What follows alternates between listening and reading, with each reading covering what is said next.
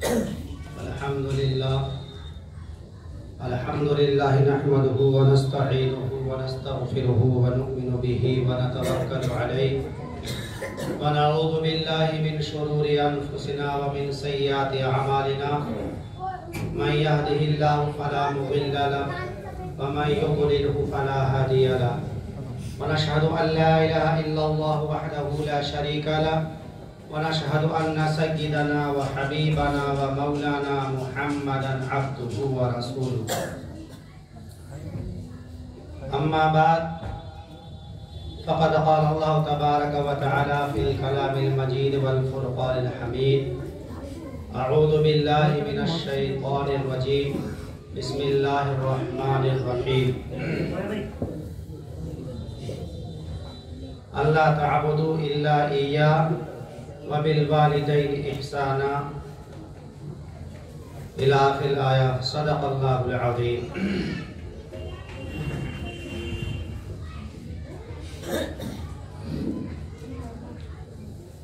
ये काफ़ी वक्त हो गया है और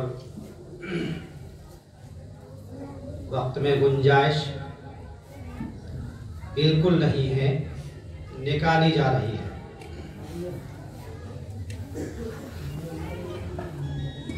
आप हज़रात अभी हज़रत मौलाना कारी मोहम्मद अय्यूब साहब दामत बरकातुहू का खिताब बउनवान कुरान की फजीलत समाअत फरमा रहे थे। इससे पहले भी बातें आपके सामने आई होंगी और आज का ये दिन हमारे लिए बाइसे मसर्रत, बाइसे शादमानी, खुशी का दिन है।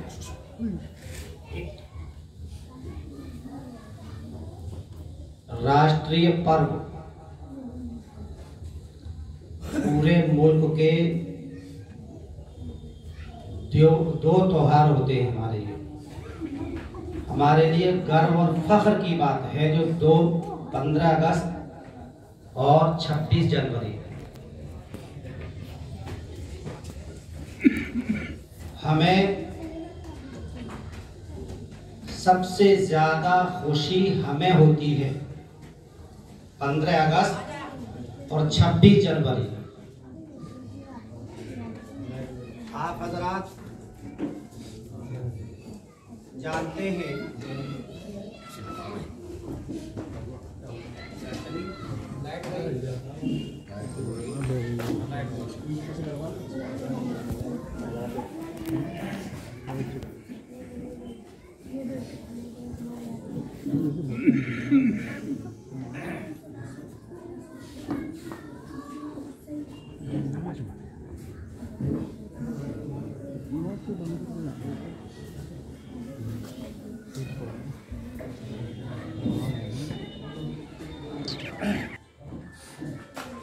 तो ये दो चीज़ें हमारे सामने होती हैं, एक 15 अगस्त और 26 जनवरी।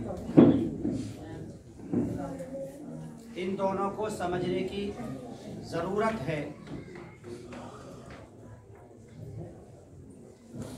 हमारे 50% मुसलमान और ज़्यादा भी हो सकते हैं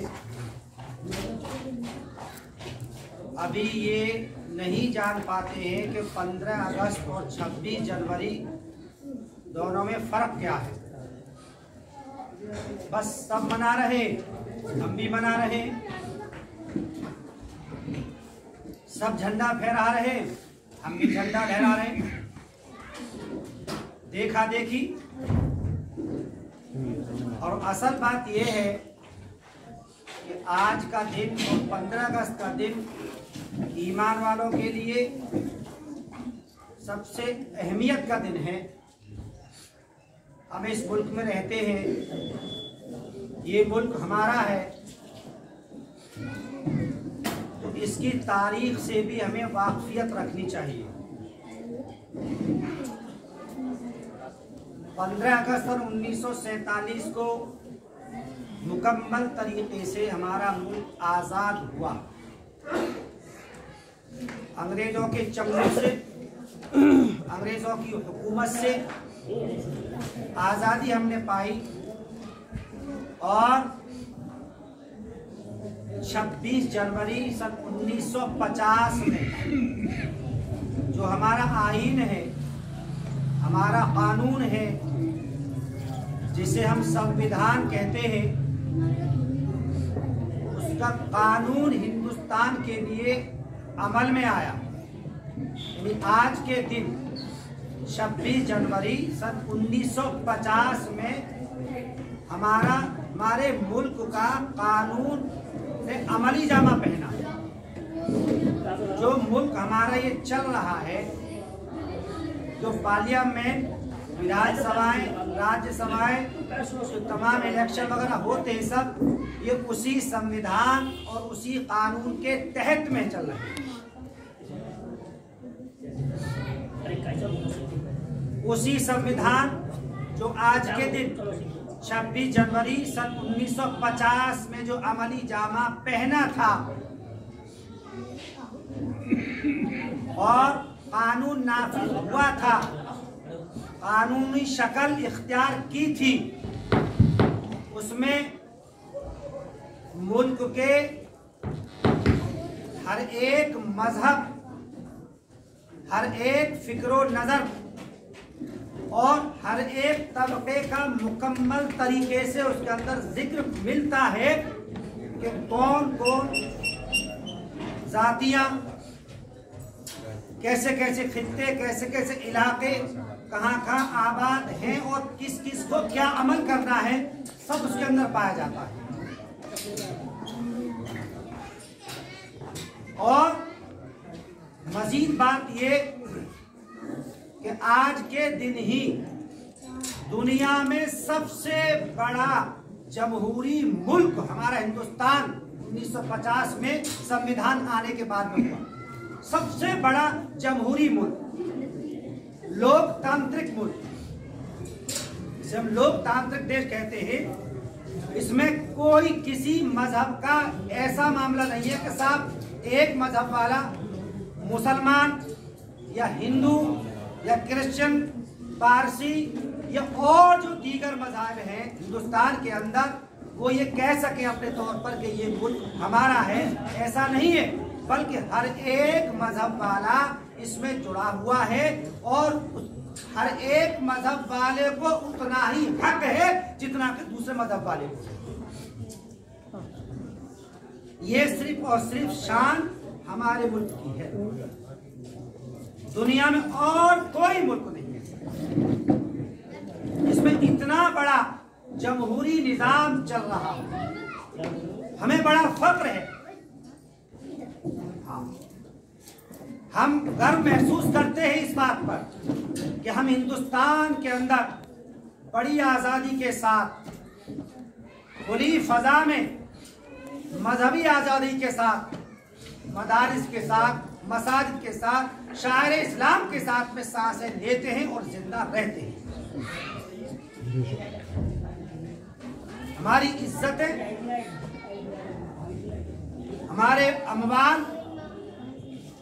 और हमारी जायदादें सब हमारी महफूज, और ऐसा नहीं कि वैसे ही, बल्कि अल्लाह का फजल और करम है कि जितने अमन और अमान के साथ में हम हिंदुस्तान में रहते हैं, शायद ही किसी मुल्क के अंदर मुसलमान उतने अमन और अमान के साथ रहते हैं।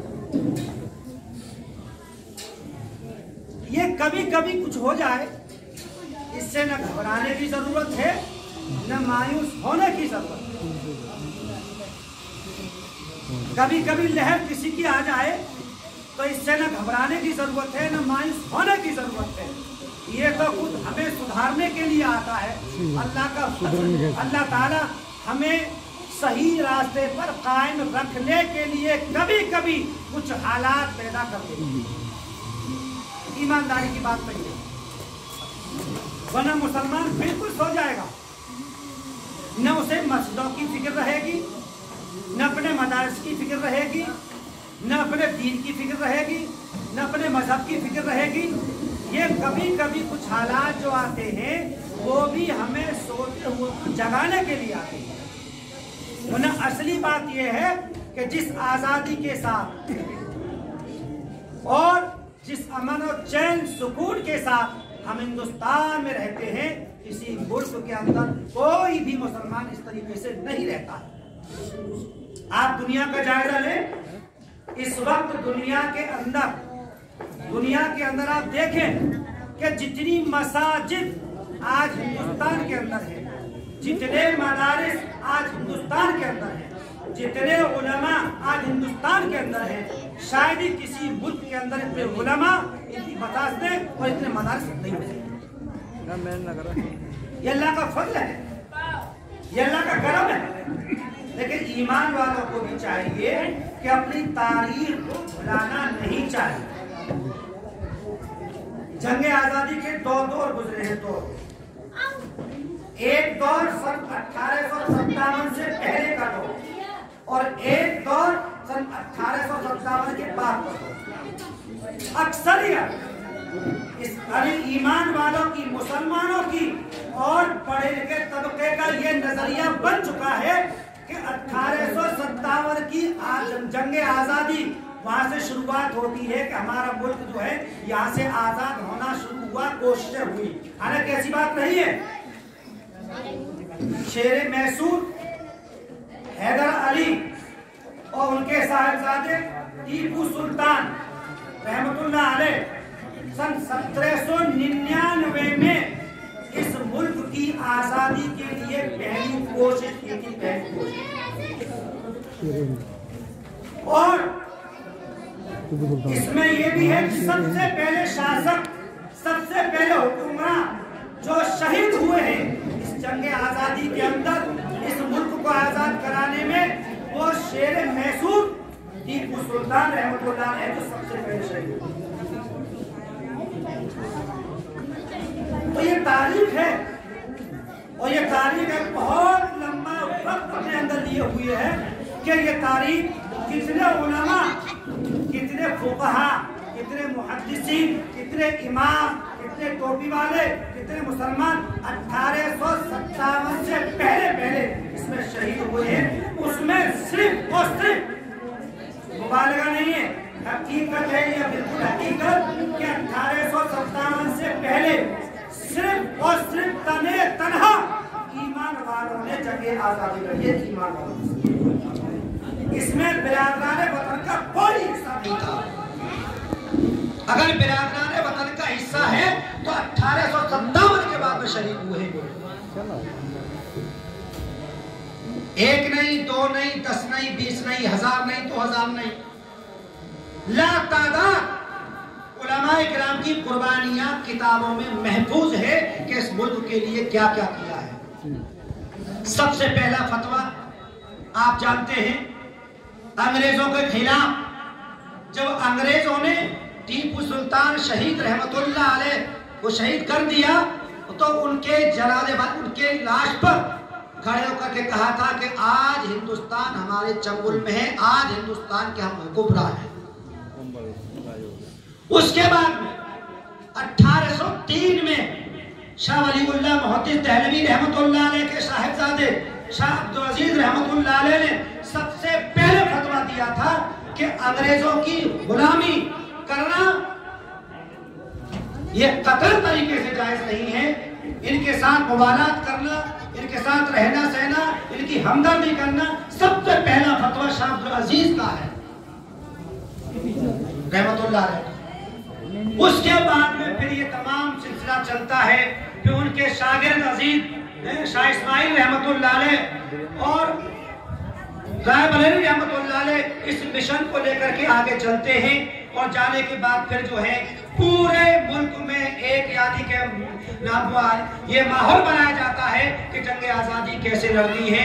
करीब करीब मेरठ, मुरादाबाद, पटना, इसी तरीके से दिल्ली और मुजफ्फरनगर, अलीगढ़, बेशुमार उलमा ने जो है इस मुल्क के लिए अपनी जान को कुर्बान किया है। ये तारीख के औराक हैं, इससे यानी कि हमें वाकफियत बहुत जरूरी है। तो तारीख के दो दौर 1857 से पहले सिर्फ और सिर्फ उलमा और ईमान वालों ने जंग आजादी लड़ी। उसके बाद में फिर 1857 के बाद में बिरादराने वतन भी शरीक हुए, सबने मिलजुल करके फिर इसको मुल्क को आजाद कराने में अपना अपना योगदान दिया है।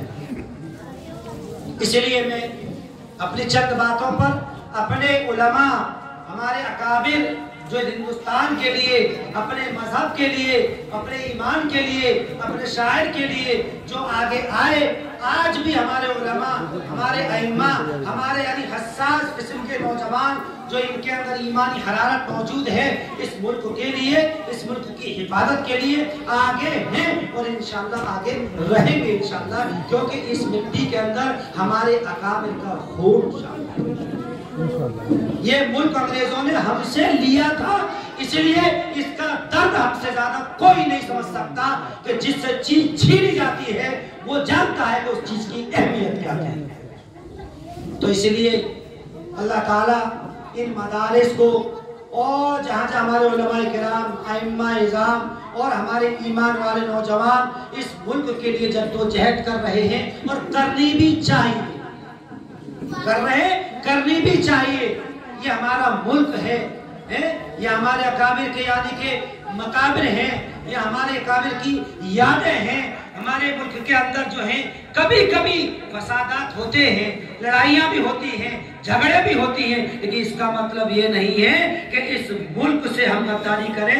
ये हमारे ईमान में शामिल, खून में शामिल नहीं है। हमारा मजहब ये सिखाता है, हमारा दीन ये सिखाता है, कुरान ने हमें तालीम दी है, हमारे अकाबिर ने शिक्षा, हमारे अकाबिर ने तालीम इस बात की दी है कि जैसे जैसे हम मजहब से मोहब्बत करते हैं वैसे ही हम अपने मुल्क से भी मोहब्बत करते हैं, और जिस तरीके से हम अपने मजहब की हिफाजत के लिए अपनी जान को कुर्बान करेंगे, ऐसे ही अपने मुल्क की हिफाजत के लिए भी अपनी जान को कुर्बान करेंगे, इसमें करे नहीं करेंगे। अल्लाह ताला मुझे वो आपको तौफीक अता फरमाए।